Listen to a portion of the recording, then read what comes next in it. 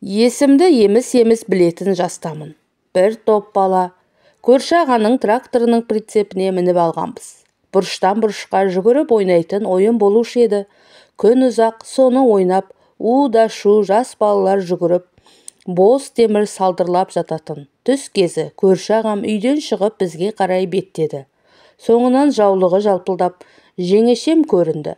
Төбе басында тұрған тракторды сырғытып келіп оталдырды да, біз ойнап жатқан прицепті тағып үлгерді. Сонымен не керек, бізге түсіңдер деген ишарамен қолда бір сілтеді. Түс дегенде түсе қоямыз ба, түспейміз деп шулай жөнелдік. Ашуға булыққан ағамыз түсіңдер қане, біз шөп шауып келеміз деп айғайға басты. Оған да шулап түспей қойдық. Ендеше маған шөп жинауға көмектесесіңдер, құлап кетпей тыныш отырыңдар, орындарыңнан тұрышы болмаңдар деп өзі рөлге отырды да, жеңешемді қасына отырғызып жүріп кетті. Қысқасы ауылдан 1,5 шақырымдай жердегі қалың шөп өскен өзен бойына келіп тоқтады. Содан прицепті ағытып төбе басына тракторды қойды. Онан жеңешем екеуі жинаулы жатқан шөпке қарай барды. Біз болсақ күннің ыстығынан қашып, прицеп астындағы көлеңкеге жайғастық. Біраз отырдық, қанша отырғанымыз есімде жоқ.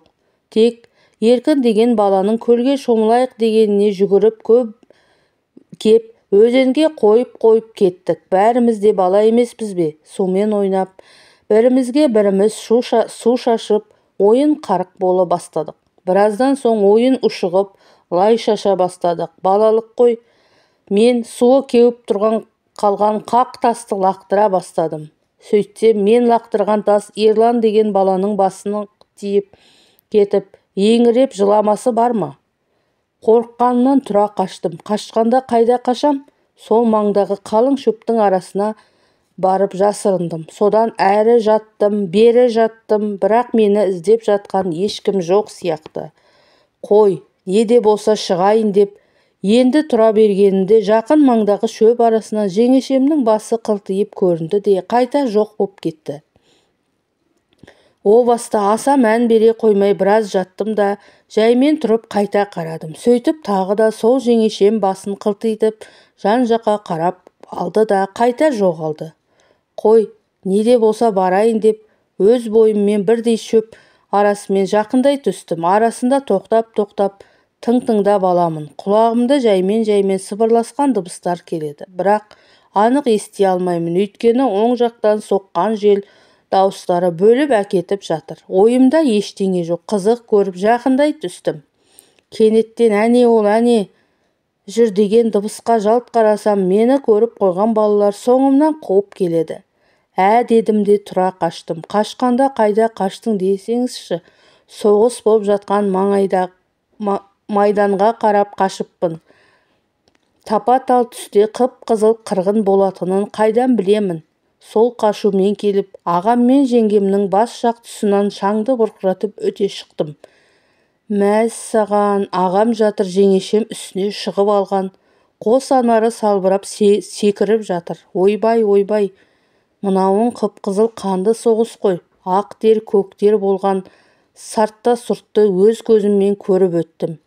Өзім зымырап қашып барам. Сөйте тұра, мыналар не істеп жатыр? Деп ойлап барам. Қызық деймін де, расында мыналар не істеп жатыр? Неге екеуі де тырдай жалаңаш деп қоям. Сөйте тұра, неге бас жағынан өттім екен? Неге аяқ жағынан өтпедім деп қоям. Дәмегүлдің дәмесі ғой.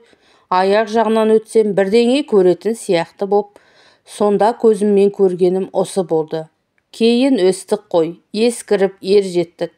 Осы күнге ойлап қоямда, ағам мен жеңешем сол кезде нетіп жатқан екен ғой деп. Екінші әңгіме. Көптен көрмеген жолдас балалармен кездесіп, sıрадан біраз сілтеп алып, түн ортасына таман үйге келдім. Есікті ашып кірсем, жарық әлі сөнбеген. Қарасам, тәтем әлі ұйықтамапты. Халаттың етегі бір жағына қарай түсіп кетіп, теледидар көріп жатыр. Онысынан бір жақ саны жалтырап көрініп тұр. Менің кіргенімді байқамай қалған ба білмеймін. мән бермеді. Теледидар қонақ бөлменің сыртқы есікпен қарама-қарсы тұсына қойылған. Кіргенде бірден көрінеді. Тәтем порно көріп жатыр екен. Менің кіргенімді енді байқап қалып, дереу телевизорды сөндірді. Ал мен күліп жібердім. Орнынан тұрып бөлменің есігін жаба бергенде мен есікті тіреп қалдым. Ол маған қарап, ішіп алыпсың ғой, перегарыңнан мас болуға болады деді. Бөлмеге мен де кіріп отырдым да, бүгін аға жоқ па деп сұрадым. Ол болса, иә, кешкісін бір туысы қайтыс болды деген хабарды ести сала ауылға аттанып кетті деді. Мен де дереу іліп әкеттім. Бәсе, көріп отырған видеоңыздан ақ қорқып едім. Кірген бойда деп әзіл шыны аралас. Тәте деп отырғаным мен тұратын пәтердің хозяйкасы. Ұзын бойлы, арықша келген әйел. Жасы 49-да. Ал күйеуі өзінен 18 жас үлкен. Мастықтың кесірі ме білмеймін. Мұны бір айтып отырып, көңілім көтеріп күлдіріп отырдым. Біраз уақыттан кейін әңгіменің тақырыбы сексқа ауысты да, ол маған өзінің кіші қызы үйленбе және денсаулығыңды мықтап қара деді. Неге деп сұрағанымда мына әңгімені айтып берді. Жасым 20-дан енді асқан кез еді. Институтты соңғы курстарының бірінде оқып жүргем. Жанымда сүйген жігітім де бар еді. Бірде кешкілік үйге қонақтар келді.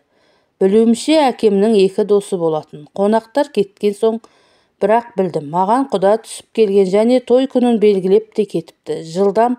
Жыладым, көнбедім, бірақ ата-ананың айтқанын шыға алмадым. Ең сорақысы, жігіттің жасы 40-тарда екен.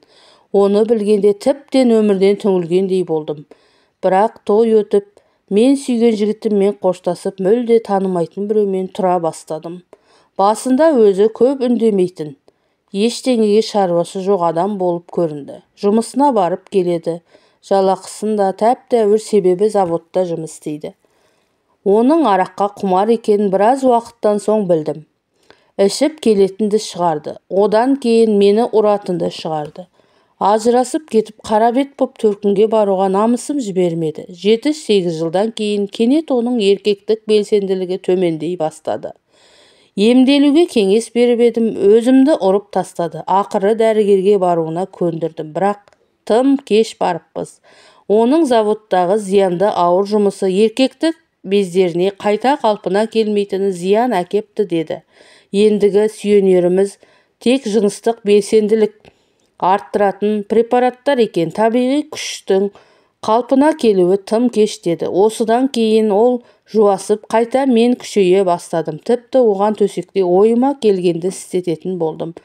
Мен кетіп қалады деп қорықты ма, білмеймін, айтқанымнан шықпайтын болды. Кейіннен оған дәрілер де әсер етпейтін болды да, төсек қызығы дегенді ұмытқаныма 15 жылдай болыпты. Сен дұрыс түсін, мені жаңағындай киноларды неге көріп жатқанымды деп әңгімесін аяқтады. Сөйтсем, тәтем күйеуінің жағдайы анандай болғасын, порно фильмдерді көріп, өзін қоздырып, анда-санда күйеуі жоқта секс-шоптың ойыншықтарын пайдаланады екен. Сол кезде маған бетіне нағылы айттым. Тәте, білем, сіздің жас адаммен жатқыңыз келетінін дедім. Ол үндемеді. Дереу оны аймалап, төсекке беттей бердім. Қарсылық білдірген жоқ. Жайлап, шешіндіріп, айналысып кеттік. Ох деген дыбыстарды шығумен талтайып жатты. Алкогольдің әсерінен бітіре алмадым. Ол да қиналып кетті. Демалып, 1,5 сағатта әрең дегенде бітірдім де құладым. Сол күйі ұйықтап кетіппін. Қанша уақыт өткенін білмеймін. Ана жерім жыбырлағаннан ояндым. Қарасам, шалқамнан жатырмын. Тәтем қасымда қырынан жатыпты. Аспабымды жаймен деп көтеріп, басын ашып жауып қояды. Солай біраз жатты. Қартаяр емес, жартылай қатайып жатқан аспабымыз ойламаған жерден аузына апарып, жоғары төмен жүргізіп, бас жағын тілімен айналдыра бастағанда қақшиды да қалды. Содан қайта айналысып, таңға дейін 2-3 рет бітірдік. Оның риза болғаны сондай. Дәл осындай сәтті басымнан өткермегеніме қанша уақыт болды десеңші, бүгін тіпті бұтымды да жинай алмайтын шығармын деді де қойды. Содан кейін қанша уақыт өтті, үйде шал жоқ болғанда быт-шыт секс болады. Ойыма не келсе соны іске асырам. Жатқызып қойып та істейм, тұрғызып қойып та істейм, еңкейтіп, тоңқайтып, қырынан да дейсің де, не бір позалар кетті. Алдында да бітірем, артына да бітірем, кейде аузына да бітіріп қоям. Кейде түн ортасы ауғанда менің бөлмеме келе бастады. Ақыры ол квартирадан кетіп тындым. Тәтем мені қимастықпен шығарып салды.